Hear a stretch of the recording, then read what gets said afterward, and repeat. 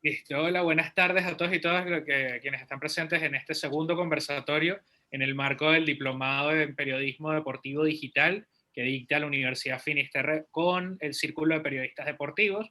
Hoy con un invitado de lujo, Andrés Burgo, periodista argentino, autor de libros, ha trabajado en televisión, ha trabajado en prensa, ha trabajado en radio, básicamente ha trabajado en todo lo que puede trabajar alguien en el vecino país, amplia trayectoria. De hecho, la semana pasada tuvimos a quien fue coautor de él en uno de sus libros, a Marcelo Kantman. Bueno, tenemos la fortuna de contar con Andrés, un privilegio, un lujo.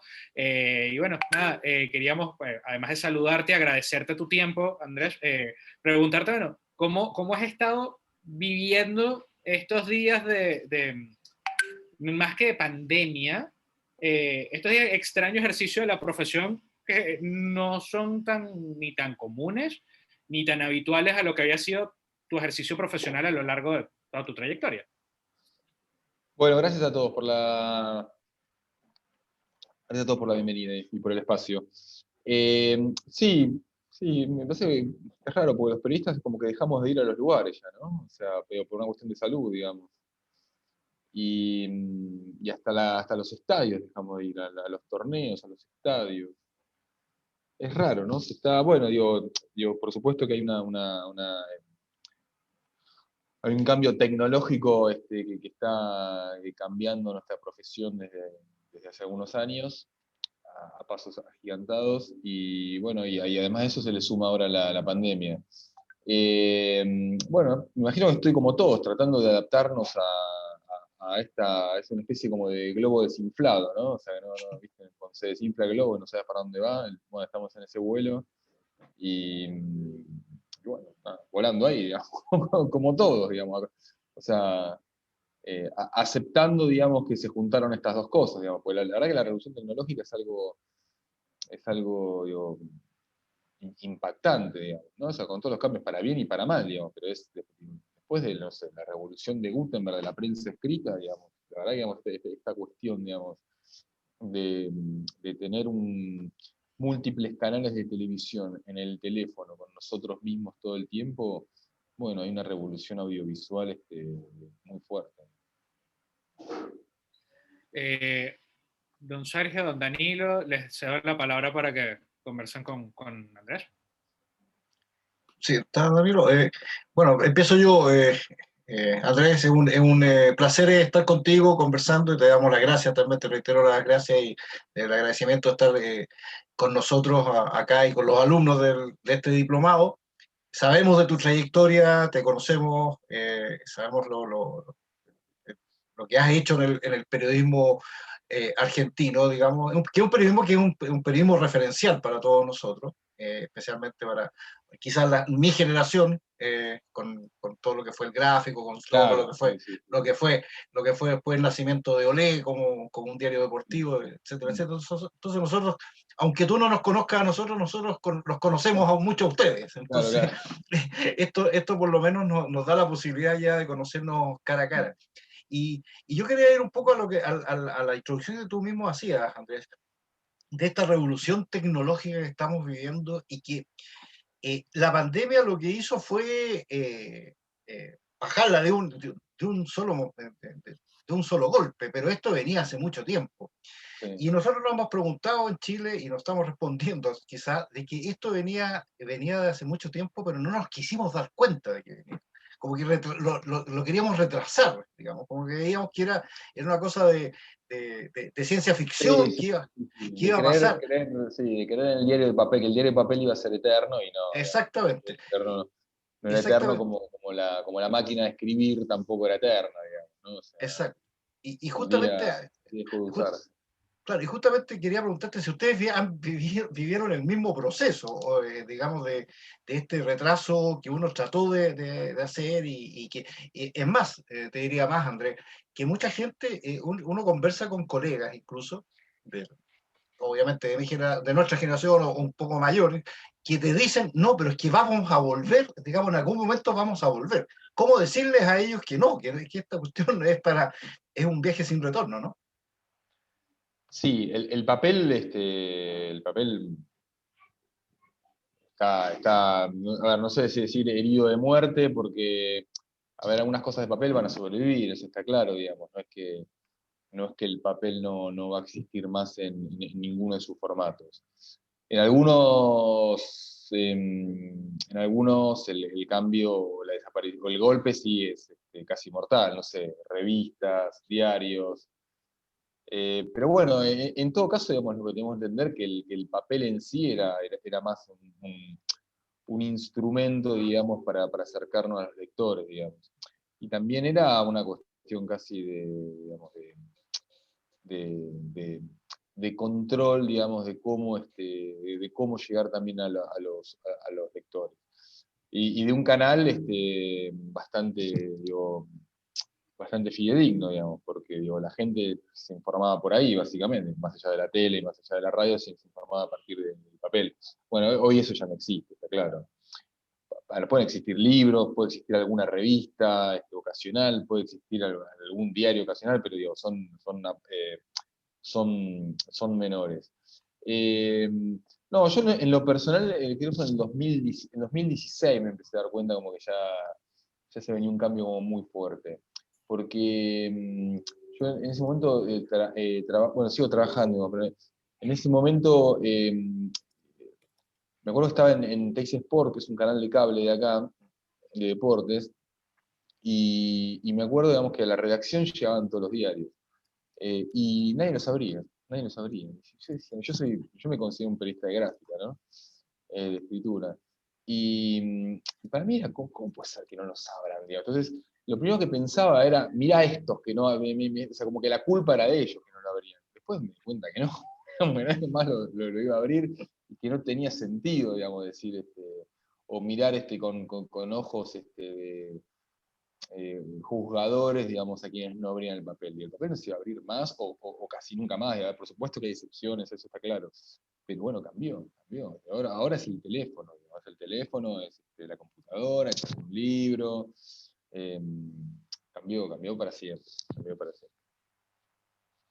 Andrés, pero si hay algo que no ha cambiado es la crónica. Y cuando uno lee tus libros, tú eres un cronista de cosas que te pasan.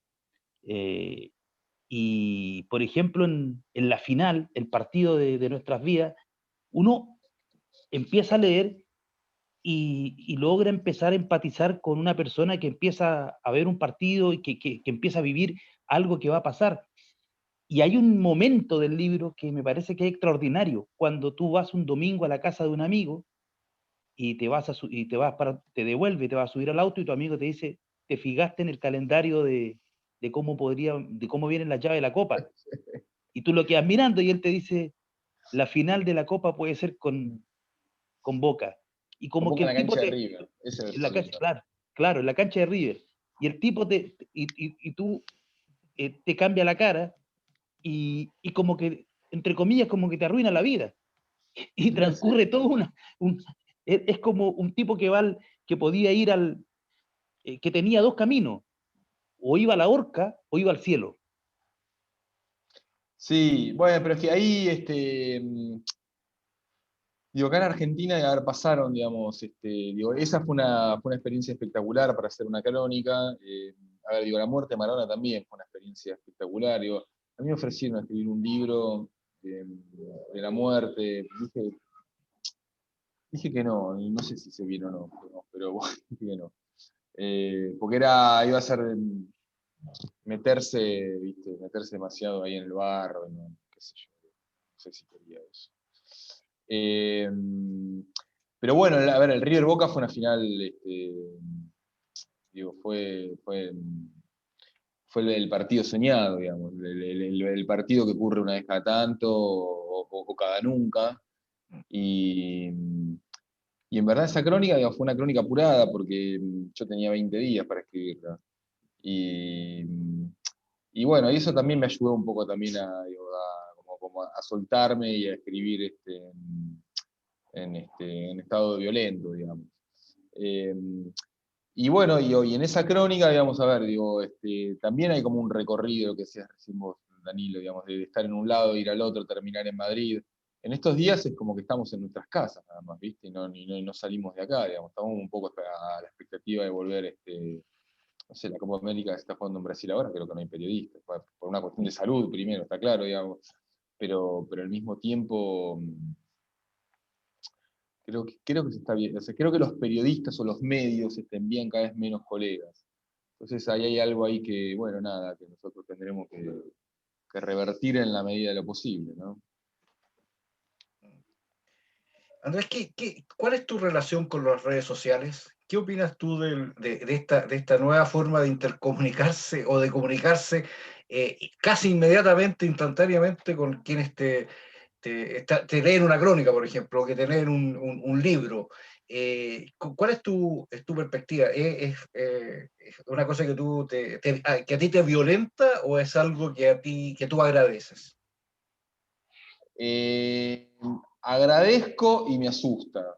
No digo, le tengo respeto, porque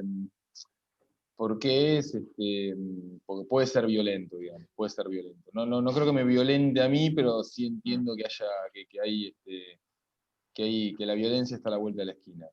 Pero al mismo tiempo, bueno, es una herramienta magnífica para ponerse en contacto con un montón de gente que de otra manera no costaría muchísimo más o directamente no llegaríamos. A ver, digo, es algo que llegó para quedarse, que trato de usar de la mejor manera, es como, no sé, ver como qué sé yo, ¿viste? Como el cuchillo, o el bisturí, digamos, que para algunas cosas es espectacular y para otras es un desastre. Con lo cual depende también, digamos, de cómo lo usemos, si es que existe alguna forma correcta de usarla o más correcta de usarla. Yo trato de usarlo no te digo en dosis homeopáticas, porque uso las redes, pero le tengo siempre respeto porque digo, la agresión está a la vuelta de la esquina. ¿Y cómo ha sido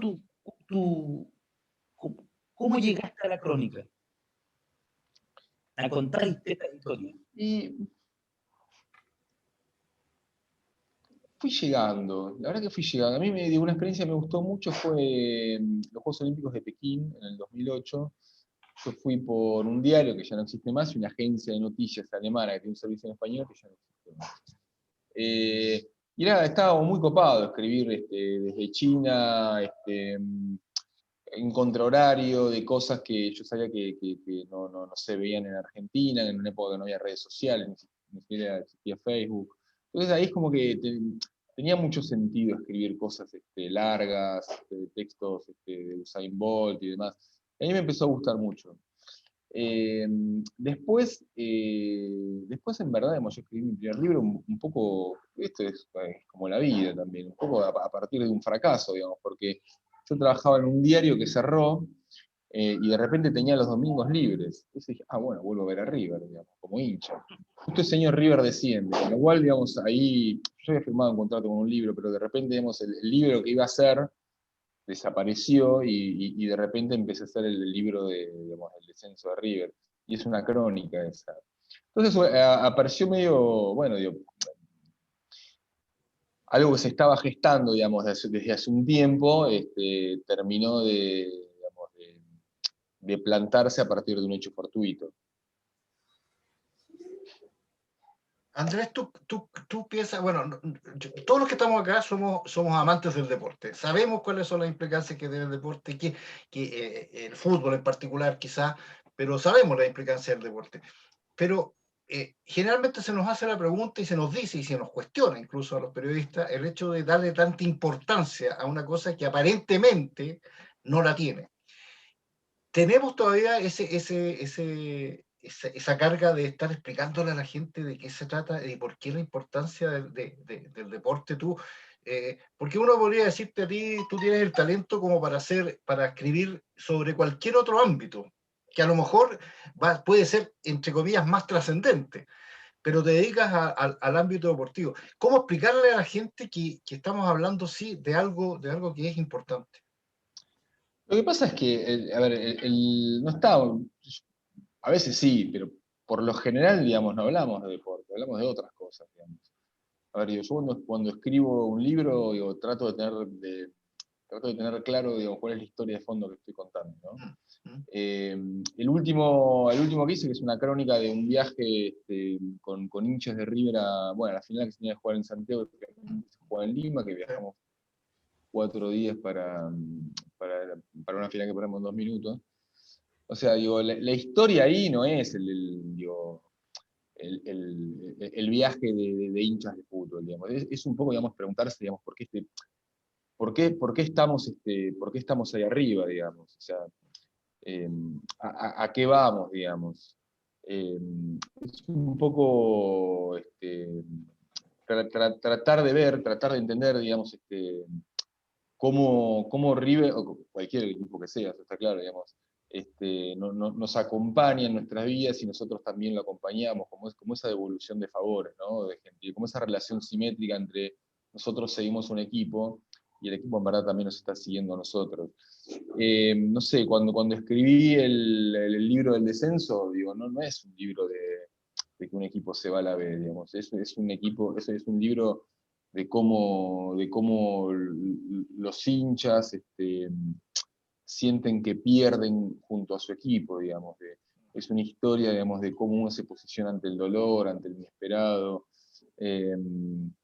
Y cuando escribí el libro de la Argentina-Inglaterra del 86, es también un libro que intenta, digamos,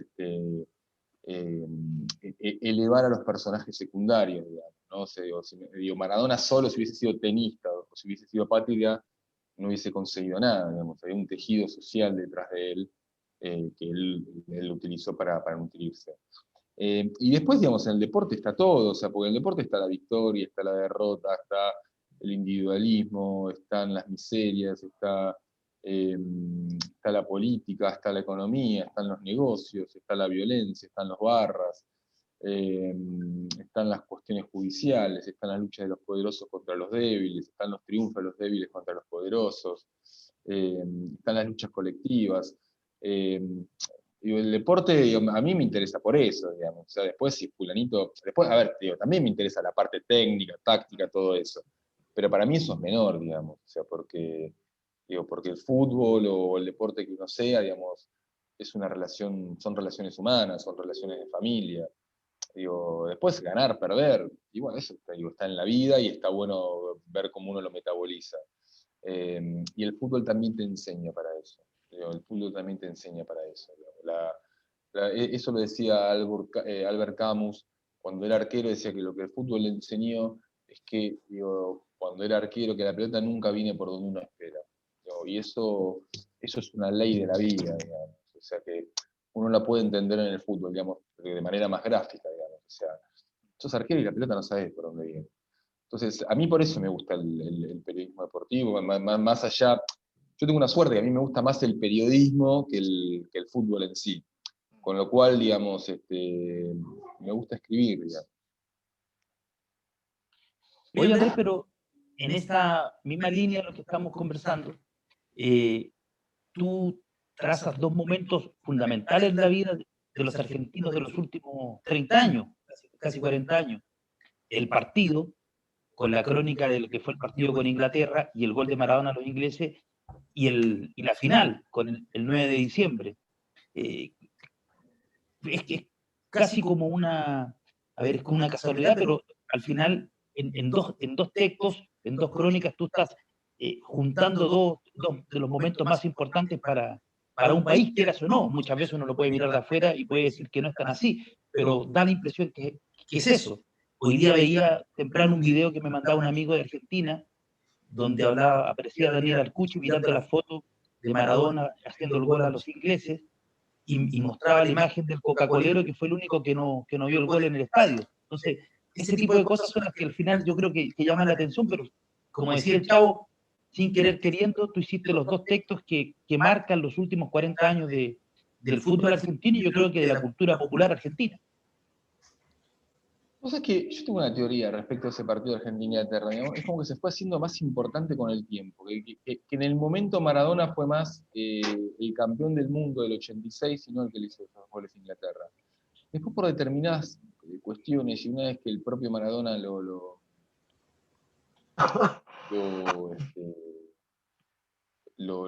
pensó así, o lo realizó así, Maradona es como que empieza, digamos, a convertir ese partido en algo mucho más importante de lo que había sido en su momento. También influyó que Argentina no volvió a ganar ningún mundial y del 93 no ganó ninguna Copa América. Eso también influye, digamos. O sea, uno, digo, a medida que pasa el tiempo y no puedes festejar ningún título en el presente, te vas al pasado a festejar esos títulos. Pero me da la impresión que Maradona, cuando en el 96 empieza a ser un exjugador y el cuerpo ya le empieza a jugar en contra y la biología, digamos, y el tiempo que le gana a todos y los excesos de él le imposibilitan de seguir haciendo épica con el cuerpo, empieza como a hacer épica con la lengua y empieza como a reconfigurar ese partido y empieza a hablar de la guerra en las Malvinas, que hasta entonces no había hablado del tema, porque él durante 10 años no le dio importancia a ese partido, o sea, o al menos lo omitió. Pero por algún motivo, cuando se cumplió, digo, las cosas también se van decantando, ¿no? Van tomando, las cosas se van formando con el tiempo, ¿no? No se forman en el comienzo nada más, se van formando con el tiempo. Y creo que ese partido ocurrió en el momento, pero siguió ocurriendo después. Y el River Boca fue una cosa extrañísima, fue una cosa que no tendría que haber ocurrido, que nunca había ocurrido, y bueno, a ver, posiblemente vuelva a ocurrir, digamos, porque cambió el reglamento, pero fue un partido mucho más exagerado de todo lo exagerado que ya se preveía que iba a ser. Andrés, con esto de la superprofesionalización que existe en el deporte y que cada vez más, es más aguda, ¿se puede pensar que todavía existe una épica, una historia detrás, algo que mueva lo que tú buscas, que es justamente la historia, ¿ah? A partir del deporte? Pero ahora con esto uno ve tanta cosa súper profesionalizada, ya no ve lo que veía a lo mejor hace 20 años o cuando uno era niño y jugaba en el barrio o en los pocheros, ¿ah? En el caso de los futbolistas más connotados. ¿Existe todavía esa épica y todavía existe ese tema, digamos, como para que te mueva a encontrar esa historia humana, esa historia particular a partir del deporte, para después convertirla en una crónica? Dale, está perfecto. Mi hijo me estaba hablando. Está perfecto, Félix. Perdón, pues está haciendo lío con el agua, por eso. Mirá, yo creo que es un buen punto ese. Tampoco...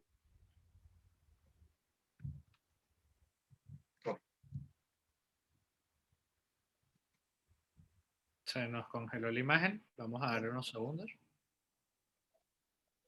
para volver. Pensé que era yo. Sí, y creo que aquí me está escribiendo. A ver, vamos a hacer. Sí. Lo que decía es que no quiero que es inevitable al mismo tiempo, pero tengo...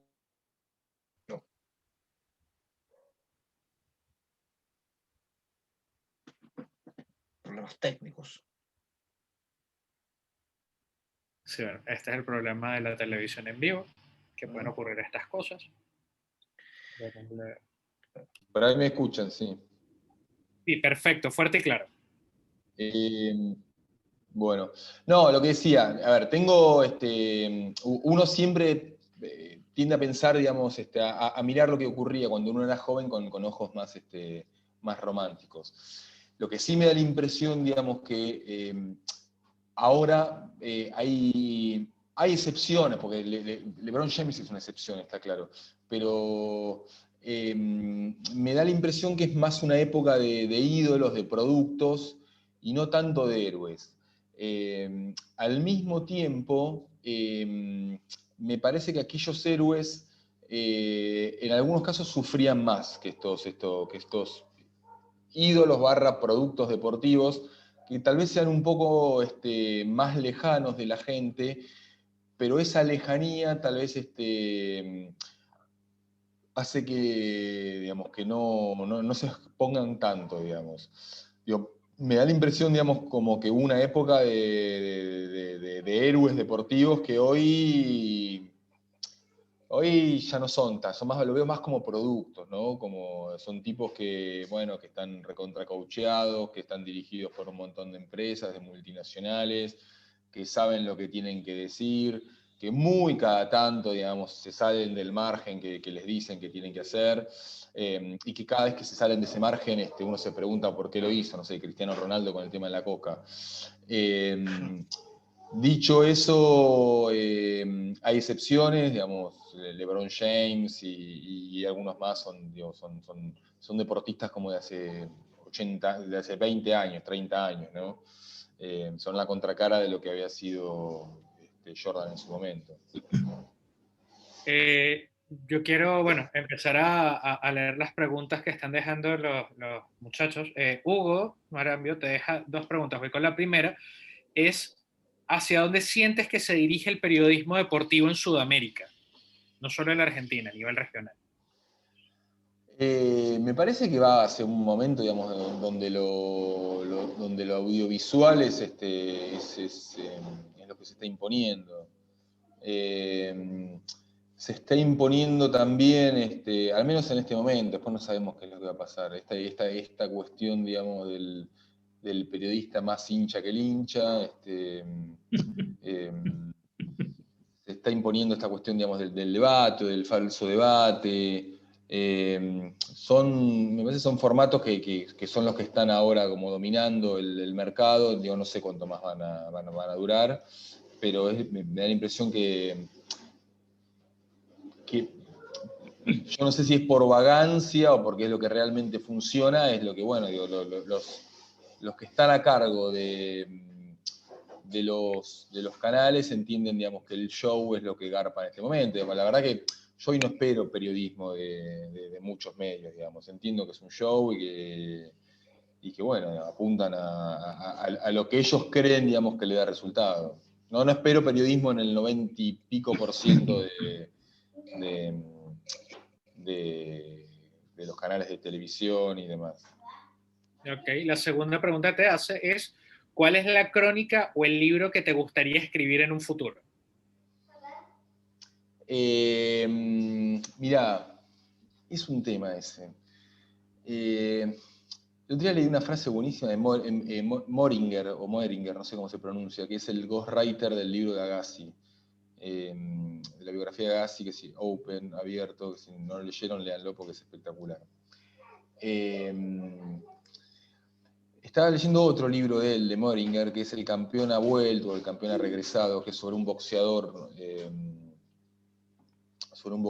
muy potente de los años 50, que supuestamente había muerto, pero él lo encuentra en la calle. Entonces es como se obsesiona con esa historia, porque aparte no sabe si es él. Al final termina que no es él, es otro. Pero bueno, le mentía.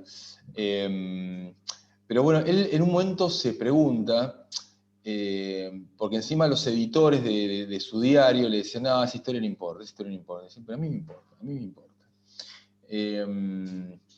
Y al mismo tiempo los editores decían, no, tenemos que ir por otro lado, tenemos que ir por otro lado. Y él insistía, pero a mí me gusta esta historia.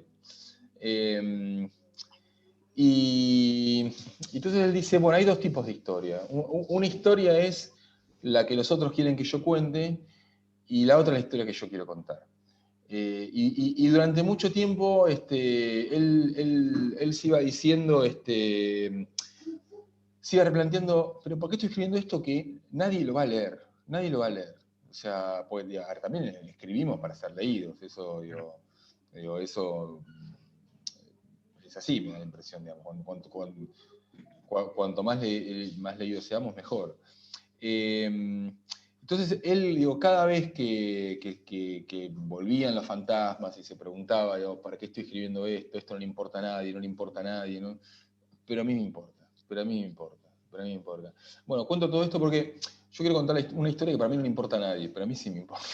La historia de un basquetbolista argentino que midió 2,31 m, el Gigante González. El Vicente González. Que después fue... Luchador libre. de la WWF. Claro, claro, después fue luchador libre. Que en verdad era un tipo que nació con una... que era un diferente, digamos, alguien que nació con una cuestión genética desproporcionada, eh, que estaba condenado a morir a los 45 años, muere a los 45 años, que hasta los 15 años él vivía en el interior de la provincia más pobre de Argentina, no sabía lo que era el básquet, lo ve un visitador de una ciudad también de provincias, le dice, ¿vos querés jugar al básquet? ¿Qué es el básquet? Y dice, mirá que de plata. Bueno, está bien. Era un tipo que no, hasta los 15 años no sabía cómo se usaba un ascensor, no sabía lo que era el jabón. Y de repente fue el primero, y a los 5 años yo estaba jugando en la selección argentina porque era una cosa impresionante, digamos, tenía el aro lo tenía más o menos abajo de su cabeza. Pero bueno, nada, yo quiero reconstruir esa historia, pero tengo esa cuestión, digamos, de a quién le importa y qué sé yo. Y al mismo tiempo lo que también tengo claro, digamos, que si escribo ese libro, digo, la historia de fondo que voy a contar es la de los diferentes. Más allá, porque no sé en Chile, pero en Argentina, cuando un jugador talentoso hace un gol, y los diferentes. Pero la verdad que los diferentes los castigamos todo el tiempo, digamos, no los elogiamos todo el tiempo. O sea, hay como una cuestión un poco... en Argentina se dice careta, un poco Como de doble cara, como una ficticia, doble claro. moral. La verdad que los diferentes no la pasan bien. Pero bueno, no sé, esa es la dicotomía que tengo. También me gustaría escribir del Maradona de Villa Fiorito o de Villa Fiorito y Maradona. Qué sé yo. Siempre tengo ganas de escribir cosas y bueno, espero pronto hacerme un tiempo y hacerlo. Ahora Mira, acabo de escribir, bueno, sí lo digo, bueno, para la Universidad Diego Portales, un texto sobre un libro que va a salir, digamos, de una antología que suele hacer Portales, y acabo de entregar un texto ahí, un texto grande, como de 80.000 caracteres. mira, la casa alma mater de Don Daniel. Mira, Ignacio te pregunta acerca del periodismo partidario. En tu caso, ¿cómo ha sido el estar identificado con River al momento de comunicar de forma imparcial? O sea, yo sé que nadie es 100% imparcial, eso es contra natura, pero ¿cómo manejar eso desde tu perspectiva? Mira, yo no hago periodismo partidario del día a día, con lo cual que imagino que debe ser súper difícil, porque entiendo que cubrir un club, al menos acá en Argentina, es como que inevitablemente te lleva a una situación bastante difícil de qué es periodismo y qué es publicidad, porque digo, bueno, hasta hace algunos años los hinchas querían que vos informes de ese equipo, ahora quieren que alientes de ese equipo, que cuentes solamente las buenas, y si hay malas no sean funcionales a las cargadas del equipo rival. Con lo cual, y al mismo tiempo vos estás conviviendo todo el tiempo dentro de ese club, se hace difícil hacer periodismo crítico dentro de una institución. Bueno, yo por suerte de eso zafo porque no sabría cómo resolverlo. Uy, ¿me ven? Sí, sí, sí, perfecto. Sí, sí. Ve algo ahí. Después, a ver, lo que yo tengo claro, digamos, mi periodismo partidario fue en los libros, digamos, y cada tanto escribo alguna columna como hincha de River. Pero yo tengo claro, digamos, que el mejor equipo es del que vos seas hincha, digamos, digo, jamás haría apología de mi equipo, me parece como hasta infantil eso. Somos de un equipo de casualidad, básicamente, digo, porque nuestros padres fueron de ese equipo, o algún amigo fue de ese equipo, o nuestros padres, en vez de nacer en Buenos Aires, se fueron a Rosario, o a Santiago, o a donde sea, digamos. Entonces, con lo cual, digo, el mejor, y yo sí insisto con esa frase, el mejor equipo es el que vos seas hincha, digamos. Después, bueno, por supuesto, yo voy a ser el mío y, a ver, eso cuando soy periodista, digamos. Después yo soy muy hincha de mi equipo, muy. Pero bueno, digo, eso cuando estoy en la cancha o estoy viendo un partido por tele, después cuando estoy trabajando, no, digo, soy respetuoso. Claro. Mira, Valentina te pregunta, a tu juicio, ¿qué se necesita para ser un buen escritor? ¿Qué necesita un buen periodista, un periodista deportivo o una periodista deportiva para ser buen escritor o escritora? Eh, para mí es importante, digamos, una cosa que dije antes, es que te guste más el periodismo que el fútbol. Es mi opinión personal. Digo, no. Y bueno, y después hay que leer, qué sé yo, a mí me gusta leer y aunque sea cada vez más difícil porque hay más distracciones y más ansiedades, y más oferta y más distracciones, sin leer no se puede escribir. O sea, es lo que es el combustible del auto. Me parece que va por ahí, básicamente. Okay. Mira, Hans te pregunta, a partir de esta mirada respecto o sea, lo que antes comentaba sobre este panelismo, estos debates o falsos debates, ¿crees que va a terminar por una planilla y no por convicción apostar por nuevos contenidos?